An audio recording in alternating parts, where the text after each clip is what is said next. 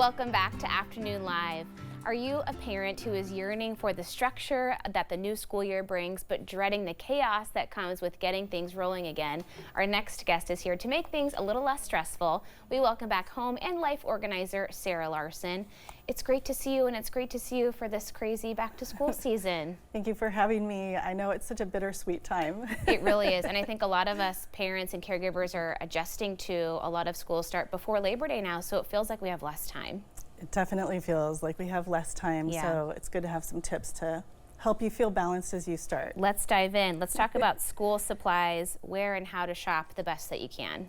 Sure. So with back to school supplies, I typically tell my clients and listeners that you might already have 95% of the things already in your own home. So if you download the district list and you take it and shop around your house, you probably can reuse backpacks and clothes from last year and shoes and all the school supplies. So try doing that, and then if you can't find it, then you can order it online. I'm a big grocery pickup for the school supplies. It just takes a lot of the guesswork out, and if it's not something that you necessarily enjoy doing with the kids, because they can have lots of opinions. So whatever works for your family. Yeah. And you said downloading that list, download the school calendar as well.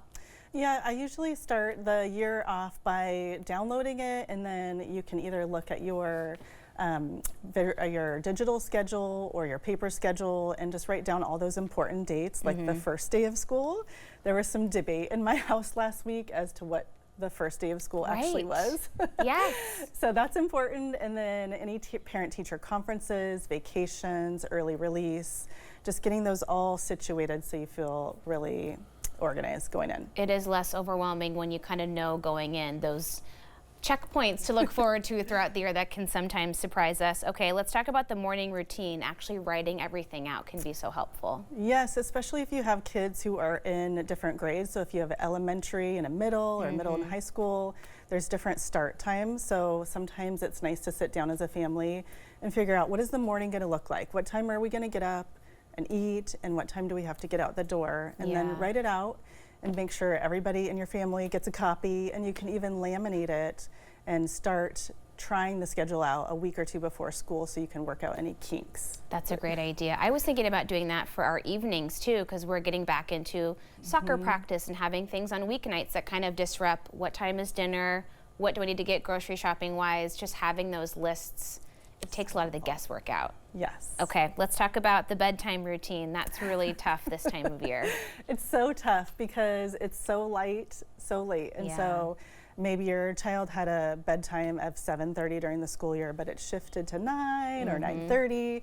So this is a really great time these next few weeks before school starts to get back to a normal routine. Yeah. So you can maybe have your child start the process by going to bed 15 minutes or 30 minutes earlier each night until you get back to that desired bedtime. That's a good way to do it in those small increments, because I know my kids can hear the other neighborhood kids still playing outside at 9 o'clock at night, and they're going, "Mommy, why do I have to be tucked into bed?" And it's like, that's a great question. It's a great question, but you'll appreciate that you did it when it comes to the first week of school and your child has really good sleep. And a quarter hour at a time, makes it a lot more manageable. And then speaking of preparing for the next school day the night before. This is a game changer, I think, because you save so much time and stress and overwhelm in the morning.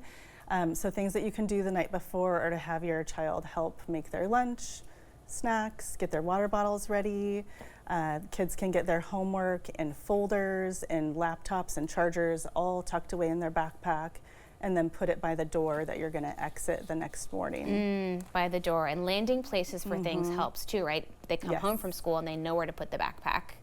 What do you think about the outfits being laid out? I had a friend tell me that she got one of those hangers and you can put 5 outfits all on one, but that seems like a lot of work. That is a little overkill. And plus then it might be confusing in the morning depending on the age of your child. There you go. I do recommend putting out an outfit, one outfit. Find the ahead balance. Of time. And you can check the weather the night before too, so you can be all ready. That's kind of fun. My kids are into checking the weather. That could be a family activity too. Yes. Okay, we're gonna get it done. Back to school, we're heading in with success. Thank you so much. You're so Great welcome. to see you. We'll have more information on our website at katu.com. We'll be right back with more Afternoon Live right after this.